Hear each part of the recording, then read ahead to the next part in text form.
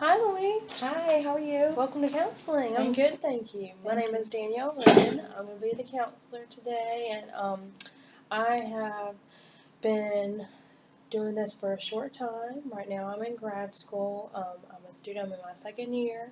So, just right off the bat, whatever we say in here will be confidential, except for the fact that because I'm a student, we are recording today. So, just my supervisor will be looking at it. Do you feel comfortable with that? Yes. Okay. Another thing about confidentiality. Um, so what we say in here remains confidential. I want it to be like a safe, welcoming environment for you. I want you to feel comfortable explaining and talking to me about anything you feel you like the need to or you feel comfortable with. And the only exception to that is if you say that you are wanting to harm yourself or others. By others, I mean, you feel like you want to go out and hurt somebody, especially those elderly, with people with disabilities, young children, something like that. That's something I'd have to report. Do you understand that? Yes. Okay. Other than that, really, we can go ahead and get started, and maybe you can tell me about yourself and kind of what's brought you in here. Well, I was having some problems sleeping. I still am. I don't get enough sleep. I'm just not motivated. I feel like crying all the time. I feel really depressed. And so I did go to my general practitioner, and she prescribed some antidepressants. Okay. Mm-hmm. Did they say anything else about that, or maybe because I mentioned you heard I'm sorry you mentioned that you couldn't sleep well, you're crying a lot, you're feeling very tired, and they said that would most likely be able to help you as you being on those medications. Yes, because they said that I was suffering from depression. Suffering from depression. Mm-hmm. Okay. And that's why they sent me to you. Okay.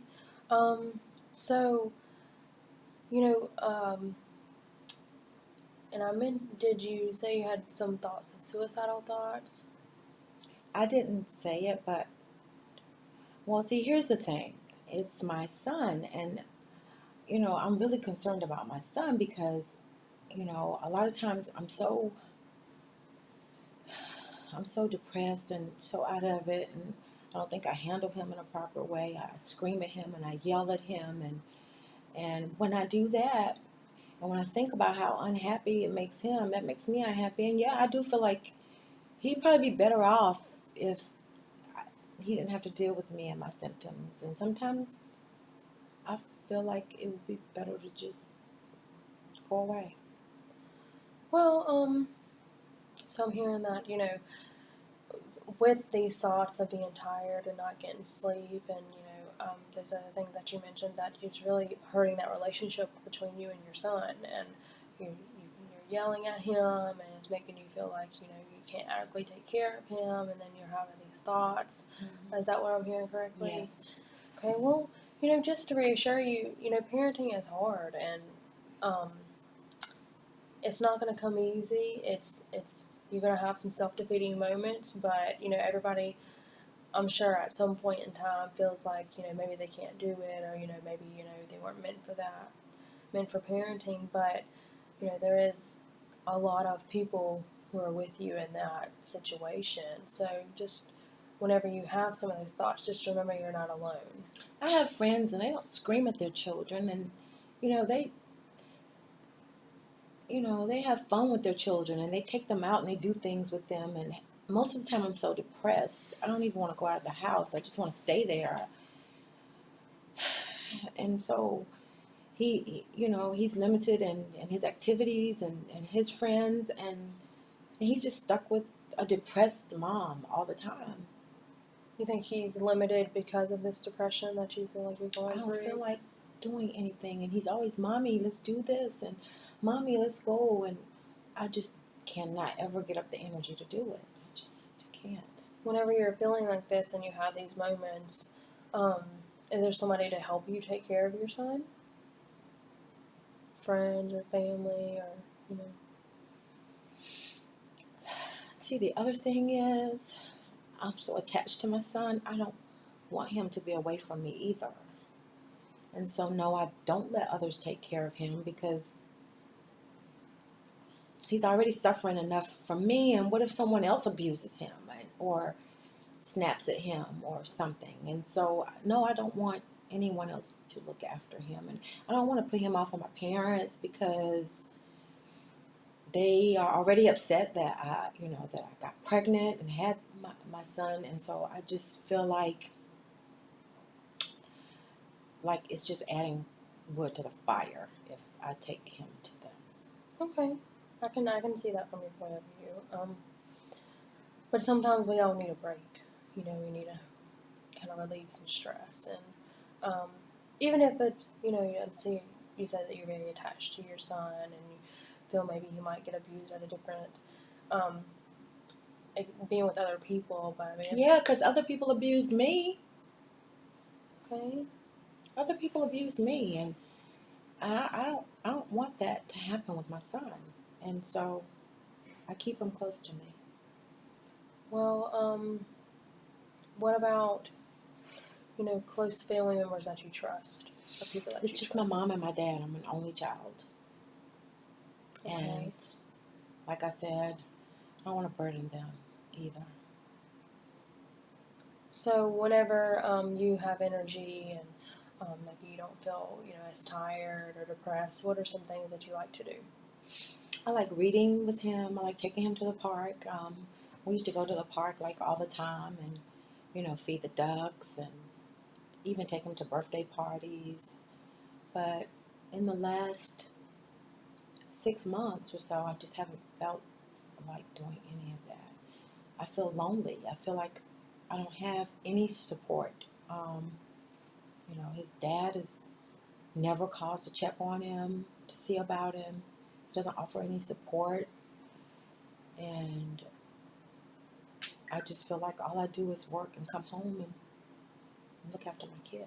And I just don't have a life. And me not having a life equates to him not having a life. And I don't think that's fair for him. Okay. So you mentioned that your doctor had given you some antidepressant medicines. Have you been taking those? I did it first. I don't like the way they made me feel. I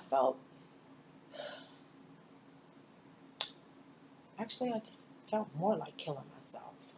You did. They didn't help you, lift your mood or your spirits, nothing like that. No. Okay. Well, um, you mentioned several times about having these thoughts of suicide and killing yourself. But have you made a plan or anything? Well, I often think about just taking some pills, but then I don't know. I don't want my son to find me dead. So I think about taking him to his grandparents for, for that reason. Okay. Yeah. Well, Because I think they would take care of him. I think they love him. They just don't love me. well, how often do you feel like you have these thoughts? Maybe like 40, 50 times a week. I probably have thought about it lately more than ever, and I guess practically every day for the last couple of weeks. Every day, several times a day or just once a day? Several times a day, maybe 3-4 times a day. Okay, and whenever these thoughts are occurring, what are you doing during that time? It could be any time. It could be when I'm sitting there with my son, or it could be when I'm trying to figure out how to pay my bills, or it could be when things aren't going well at work. It's like any little thing. It's like everything compounds, and it makes me feel like I'm inadequate to handle it. Okay, so really there's not like a pinpoint stressor. It can be just any place, anytime. Any place, anytime. Okay, well, whenever these thoughts do occur, do you suddenly stop what you're doing, or do you just, what kind of goes through your mind? Think about my son, Think about your son? and that's what keeps me from doing it. Okay. Part of me wants to do it because of him. I think he'd be happier. But then there's another part of me that thinks, well, if I abandon my son, I mean, that's why I didn't want to tell my doctor, because I was afraid they would come take my son. Well, I can understand that thought. But I'm glad you came here, and I'm glad you were able to, tell me that and really express to me your feelings. I really appreciate that. And it sounds like, maybe um, we can get you some additional help and kind of evaluate you a little further, and perhaps really try and find some goals for you, and that will help you not have these thoughts as often, and maybe whenever you do have these thoughts, you'd have, something figured out of the way to kind of ease those thoughts back and can get you back on a more positive track. Does that sound doable? It depends. What? I mean, are you gonna put me back on medication? I mean, what type of help? Well, really, we can take it, one step at a time. We can figure out maybe like how often you're taking medication, and really, how it's been affecting you, and maybe we can figure out a type of dose, and then maybe talk about how like an assessment, and figure out more about how often you're having these thoughts, and when you have these thoughts, what's going to kind of help you go back to, as people say, their happy place. What's going to kind of fill in that gap and really be able to help you get back to where you need to be, to where you're feeling like yourself again. Okay, so then I will come back here in a week or so, or Yeah, I think, give you a little time to kind of process what we're talking about, and figure out, you know, about these thoughts and how you're feeling when you're having them, and then you can come back and talk to me more about how the week's been, and um, how you've acted, and what are some things that you've thought about if whenever these suicidal thoughts occur, and what you feel like doing during that time, and maybe focus on how your son makes you feel, and maybe try and go to the park, see how that if that lifts your spirits, and see if that helps you. Even if you step outside and you're only there for 10, 15 minutes, it doesn't have to be all day. It doesn't have to be a couple hours. Just baby steps, taking a little bit more time to see if that's a more positive thing in your life, and that can be maybe one of our goals to work towards. Does that sound doable? 10, okay. 15 minutes going with him. Yeah, I could do that. Okay, great. Mhm. Well, I definitely want to see you next week, Okay. and I hope that you'll be able to find the time and the means and everything to be able to take him off somewhere that you enjoy doing, like the park, as you mentioned, or just doing something fun that you Okay. both enjoy. Okay. Because it sounds like your son means a lot to you and very Yes. special to you. Yes. Okay.